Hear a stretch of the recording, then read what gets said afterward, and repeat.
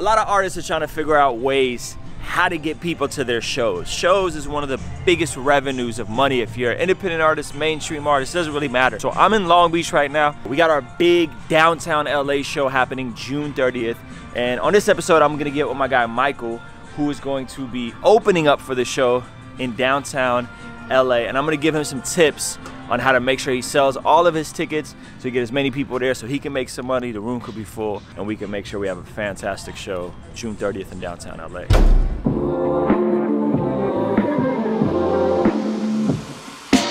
Indie Jones, back with a trendy flow. I'm still trying to find my voice in this hip scenario. Here we go. What's up, man? What's good, Brody? How you doing? How are you? I'm good, man. Yeah. Michael, tell us a bit about yourself as an artist. Where you from? What kind of music you do?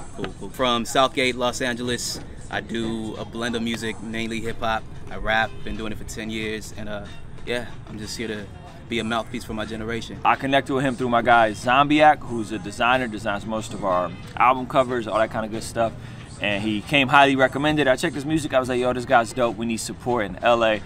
Now, there's a lot of misconceptions about openers. One of the biggest misconceptions about openers is that people kind of rag on this concept called pay to play, meaning that when you're a part of a show, you're expected to draw and sell tickets. Now, a lot of people frown upon this because they're like, what do you mean I have to sell tickets? I'm a rapper, rock star, I don't have to sell tickets. And the reality is, everybody has to add value to a show. We're selling tickets, all the openers are selling tickets. When you combine a bunch of different fan bases, more people come out to the show, it's a better experience for everybody.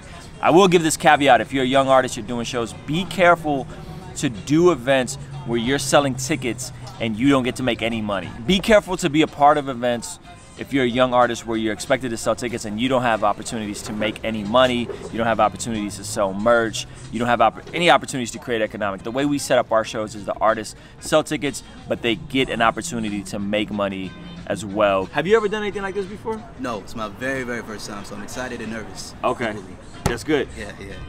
The concept is something that most people are afraid to do. And all you gotta do is, you got your phone? Yep. Pull out your notes app. I usually like doing this on hard paper because I like writing stuff down. We just did this for the House of Blues show. I personally sold well over 100 tickets just like on my own, hitting people up. Literally create a note. Yep. And think of the people who you're closest to, excluding obviously your wife and you know what I mean, like whoever's in your household. And write down a list, just literally start writing down names of every single person you could think of.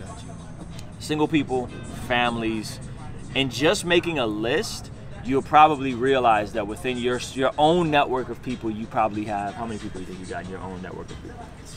Like 50 plus. 50 probably. Plus, yeah. Easy, right? Yeah.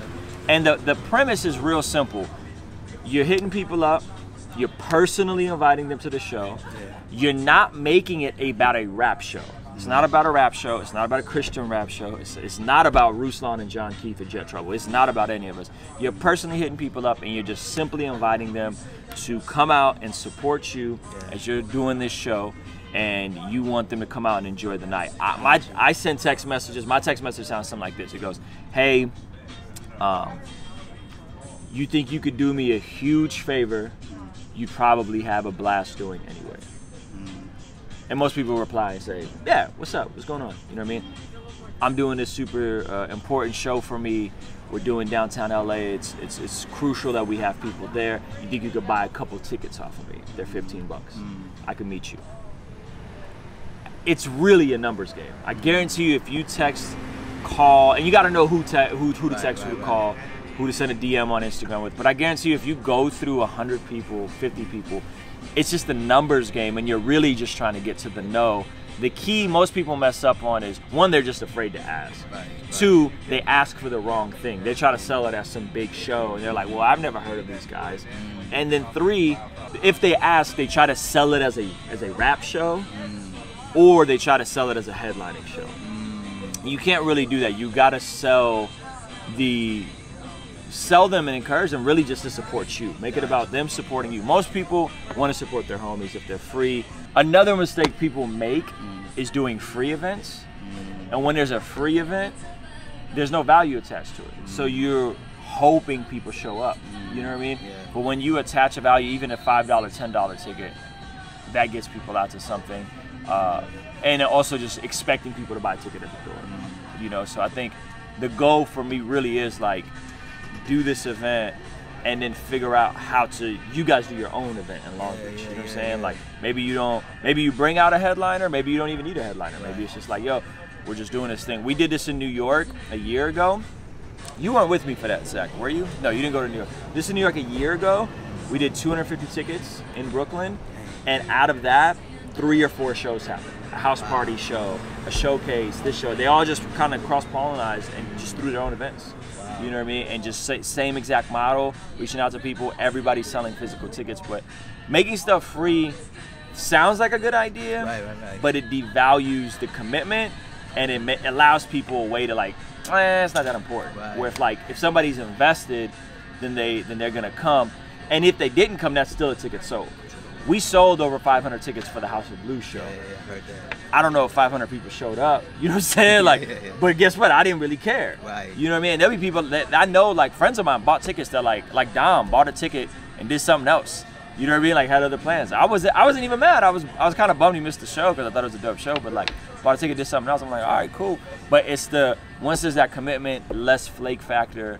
You know, the longer people wait, the more they say they're gonna buy them at the door, whatever, the less likely they are to flake. My biggest challenge has been putting so much emphasis on social media to get people to my brand, to the music, to the shows, that it's actually been hindering. So I've been trying to figure out ways to get people to the stuff beyond social media. So you basically gave me all the gems and all the juice on that, and some practical ways to do so. So I appreciate it.